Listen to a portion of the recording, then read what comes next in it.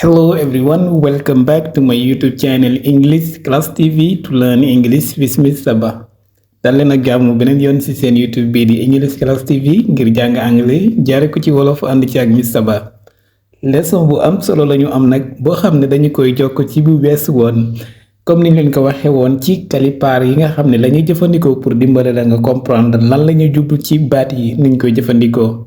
rawatina nag bi ñu am tey nga xam ne ci waxinu déplacé dinañ ci am lu bari di la fàttali ngay abonné bu fekkee abonné ko te bëgg jàng anglais waaye boo abonné ba seetaan vidéo bi tim ba pare boo amee solo ak yow nga like ko boo gisee koo xam ne mën na ko jëriñ nga partagé ko. ok ñu tàmbali. I am sitting on a chair.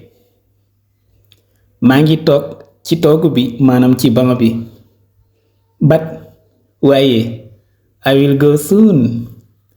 ci kanam dinaa dem. I am sitting mooy maa ngi nii toog kon gis nga lii mooy toog mooy sit. on a chair mooy ci sees bi mooy ci toogu bi. but waaye I will go soon mooy ci kanam dinaa dem. I told you that I would go. waxoon naa la dinaa dem. Now I am standing. léegi maa ngi taxaw nii. I told you mooy waxoon naa la bu leen ko fàtte. I told you that I would go waxoon naa la ne dinaa dem de. Now I'm standing. léegi maa ngi nii taxaw. Standing mooy stand mooy taxaw. maa ngi taxaw nii waxoon naa la dinaa dem. ok. I am ready to go. noppi naa ngir dem. I am walking now. maa ngi nii di dox.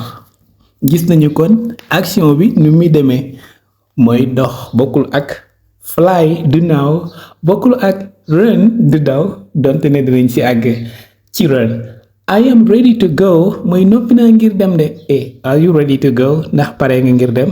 Are you ready to start ndax pare nga pour tàmbali. I'm walking now maa ngi nii di dox. I am in a hurry. dama yàkkamti. So I am running moo taxit maa ngi daw. I am in a hurry. I am in a hurry buñ na hurry up mooy gaawal. I am in a hurry mooy dama yàkkamti. So looloo tax sax ci loolu yàkkamti googu ma def I am running maa ngi daw. lii mooy daw run to run. I run damay daw. I am running maa ngi daw. I will run dinaa daw. Oh I am lost. réer naa de man ne réer naa nag laa. let me ask who knows. I am lost dama réer naa. let me ask who knows mooy xaaral ma laaj ko xam. xaaral ma laaj ko xam. let me ask who knows. wow man de dama réer. garaawul xaaral ma laaj ko xam sax. I met someone. am naa ku ma dajeek.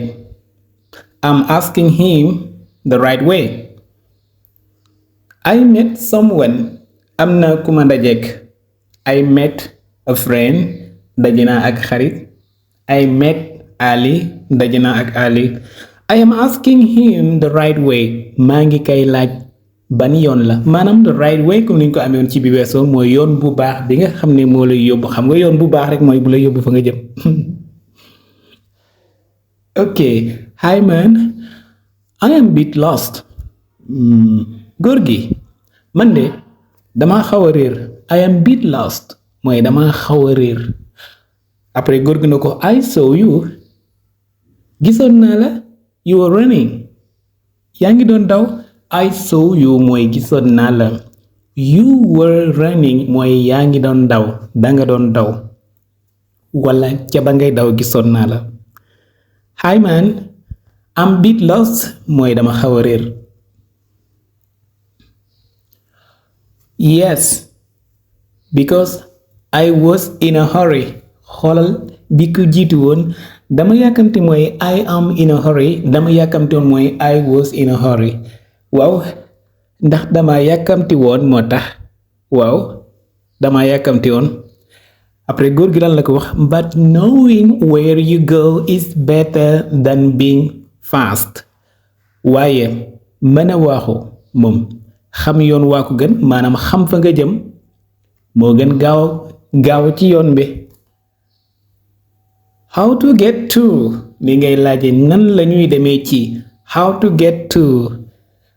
get to please barab ba how to get to the restaurant how to get to the mosque how to get to the stadium yaa xam looy laaj barab boobu nan lay def ba dem après nga indi baat bi comme ku lay tegtale mën la wax just follow this road maanaam toppal yoon bii rek just follow this alley toppal yoon bu sew bii rek just follow this way ba léegi toppal yoon bii rek